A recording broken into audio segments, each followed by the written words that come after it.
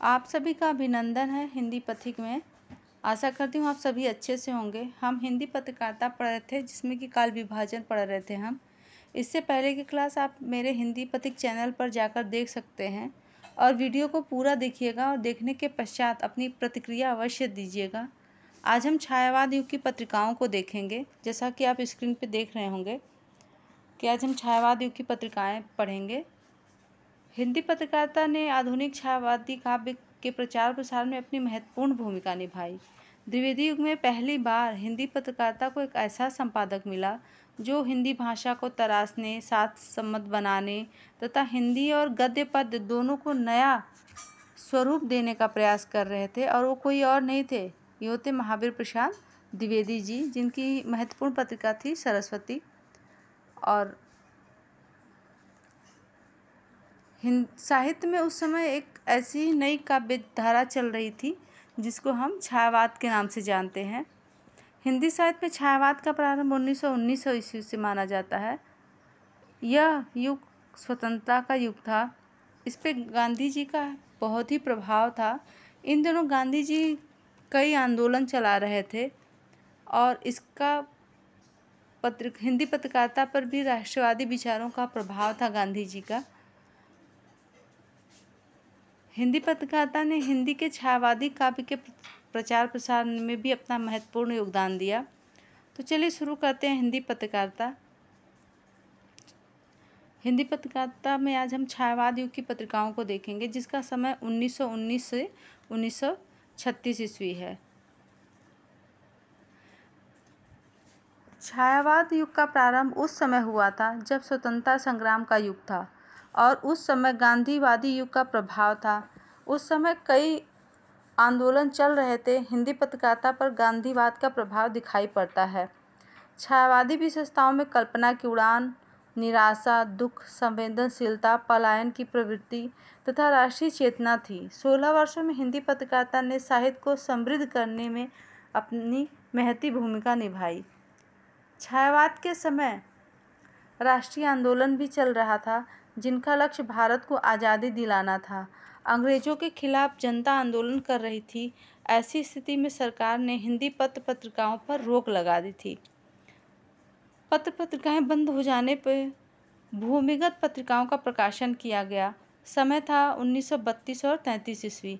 इस समय निकाली गई पत्रिकाओं को भूमिगत पत्रकारिता की उपाधि दी गई। इस प्रकार पत्रकारिता का युग छायावाद युग था और भूमिगत पत्रिकाओं में रणभेरी, रणडंका आदि का नाम जो है हमें दिखाई पड़ता है हिंदी पत्रकारिता में। तो उन्हें क्या कहते थे? भूमिगत पत्रकारिता की उपाधि दी गई थी। प्रमुख पत्रिकाओं को देख लेते हैं जो आपकी परीक्षा की दृष्टि से भी बहुत महत्वपूर्ण है। तो शुरू करते हैं प्रमुख पत्रिकाएं। पहली पत्रिका है 17 जनवरी 1919 ईस्वी और पत्रिका है कर्मवीर। इसके संपादक माधव राव सप्रे जी थे। ये प्रधान संपादक थे। यह पत्रिका जबलपुर के राष्ट्रीय सेवा लिमिटेड संस्था से प्रकाशित की गई। कुछ समय तक माखनलाल चतुर्वेदी जी भी इसके संपादक रहे। इसमें मुख्य पृष्ठ पर छपता था। जैसा कि मैंने आपको बताया है कि हर पत्रकारिता के अपना एक सूक्ति वाक्य होता था या एक उनका एक सिद्धांत वाक्य होता था, जो कि पत्रकारिता के मुख्य पृष्ठ पर जो है वो पहले छपता था। तो कर्मवीर के मुख्य पृष्ठ पर छपता था, कर्मण्येवाधिकारस्ते मा फलेषु कदाचन। ये जो है उसके मुख्य पृष्ठ पे छपता था। यह पत्रिका साप्ताहिक पत्रिका थी। कैसी पत्रिका थी? तो साप्ताहिक पत्रिका थी। स्वदेश, इसका भी समय 1919 ही ईस्वी है। यह छायावादी राष्ट्रीयता से परिपूर्ण था। यह साप्ताहिक पत्र था। स्वदेश हिंदी पत्रकारिता की धरोहर थी। इसके संपादक पंडित दशरथ द्विवेदी जी थे। गोरखपुर से प्रकाशित होती थी। इस पत्रकारिता में आर्थिक परेशानी, राजसत्ता की क्रूर दृष्टि और पग पग पर खतरे की आशंका की स्थिति में प्रकाशित किया गया था। इसका सिद्धांत वाक्य था, जो भरा नहीं भावों से, बहती जिसमें रसधार नहीं, हृदय नहीं वह पत्थर है जिसमें स्वदेश का प्यार नहीं। ये उसका सिद्धांत वाक्य था। किसका सिद्धांत वाक्य था? तो स्वदेश पत्रिका का। और आप हमें कमेंट बॉक्स में बताइएगा कि जो ये पंक्तियाँ हैं ये किस कवि की हैं। अगली पत्रिका है चाँद, जिसका समय है 1920 ईस्वी। इस पत्रिका का प्रकाशन प्रयागराज से होता था। इसका प्रकाशन साप्ताहिक पत्रिका के रूप में हुआ। रामरख सहगल चंडी प्रसाद हृदय ने संपादन किया था। 1922-23 में इसका प्रकाशन मासिक पत्रिका के रूप में हुआ। इसके प्रथम अंक में महादेवी वर्मा जी की कविता चंद्रोदय को चाँद, राम कुमार वर्मा की कविता कामना का प्रकाशन किया गया। इसके साहित्यिक रुचि होने का जो है संकेत मिलता है किसमें, चाँद पत्रिका में। इस पत्रिका में नारी लेखिकाओं, नारी समस्याओं पर जोर दिया गया। इस पत्रिका का संपादन महादेवी वर्मा जी ने भी किया था। इस पत्रिका के माध्यम से नारी समाज कल्याण का प्रयास किया गया। हिंदी साहित्य के विकास में अपना महत्वपूर्ण योगदान से समकालीन पत्रिकाओं में अनुकरणीय रहा। क्या अनुकरणीय रहा? तो चाँद पत्रिका जो है अनुकरणीय रही। यह एक साहित्यिक पत्रिका थी। यह नारी लेखिकाओं और नारी समस्याओं पर भी जोर देती थी। इस बात को ध्यान रखिएगा। अगर आपसे प्रश्न पूछ दे कि नारी से संबंधित कौन सी पत्रिका थी, तो चाँद पत्रिका बताएंगे आप। अगली पत्रिका है माधुरी। इसका समय 1922 से 1950 ईस्वी है। यह छायावाद की प्रतिष्ठित पत्रिका थी। मासिक पत्रिका के रूप में इसका संपादन हुआ था। नवल किशोर प्रेस लखनऊ से हुआ था। इसके संपादक मंडल में थे दुलारे लाल भार्गव, रूप नारायण पांडे, मुंशी प्रेमचंद, कृष्ण बिहारी मिश्र, जगन्नाथ दास रत्नाकर एवं ब्रजरत्न दास शामिल थे। इनके संस्थापक विष्णु नारायण भार्गव थे। छायावादी पत्रिकाओं में प्रमुख थी। अगली पत्रिका है समन्वय। इसका संपादन कोलकाता से होता था। रामकृष्ण आश्रम के माधवानंद जी के कुशल संपादन में 1922 ईस्वी में हुआ था। इसमें धार्मिक लेख, आध्यात्मिक लेख छपते थे। इसके संपादन में सूर्यकांत त्रिपाठी निराला, नवजादिक लाल, बाबू शिवपूजन सहाय का योगदान था। तो किस सन में प्रकाशित होती थी यह पत्रिका? 1922 में। यह कैसी पत्रिका? अगर आपसे आध्यात्मिक पत्रिका का नाम पूछे तो आप किसका नाम बताएंगे? समन्वय का। कहाँ से प्रकाशित होती थी? तो कोलकाता से होती थी। और उसके संपादन में कौन कौन से थे? तो सूर्यकांत त्रिपाठी निराला, नवजादिक लाल और शिवपूजन सहाय का योगदान था। इसको ध्यान में रखिएगा। अगली पत्रिका है मतवाला। यह एक हास्य व्यंग प्रधान पत्रिका थी। कैसी पत्रिका थी? हास्य और व्यंग प्रधान पत्रिका कौन सी है? तो मतवाला है। यह कलकत्ता से प्रकाशित होती थी। इनके संस्थापक महादेव प्रसाद सेठ थे। इस पत्रिका में सहयोग देने वालों में आचार्य शिवपूजन सहाय, सूर्यकांत त्रिपाठी निराला, बेचन शर्मा उग्र, मुंशी नवजादिक लाल थे। इनके मुख्य पृष्ठ पर छपता था। इनके मुख्य पृष्ठ पर क्या छपता था मतवाला के? अमी गरल शशि सीकर, रविवर राग विराग, भरा प्याला पीते हैं जो, साधक उनका प्यारा है यह मतवाला। आगे चलकर यह पत्रिका मिर्ज़ापुर से निकलने लगी। इसके संपादक बेचन शर्मा उग्र थे। इस पत्रिका के स्तंभों में चलती चक्की, चडूखाने की रंगरूटों की फौज मतवाला में छपते थे। सूर्यकांत त्रिपाठी निराला जी ने कसौटी और चाबुक का नियमित प्रकाशन इसमें जो है किया था। किसमें किया था? मतवाला में। अगली पत्रिका है हिंदू पंच।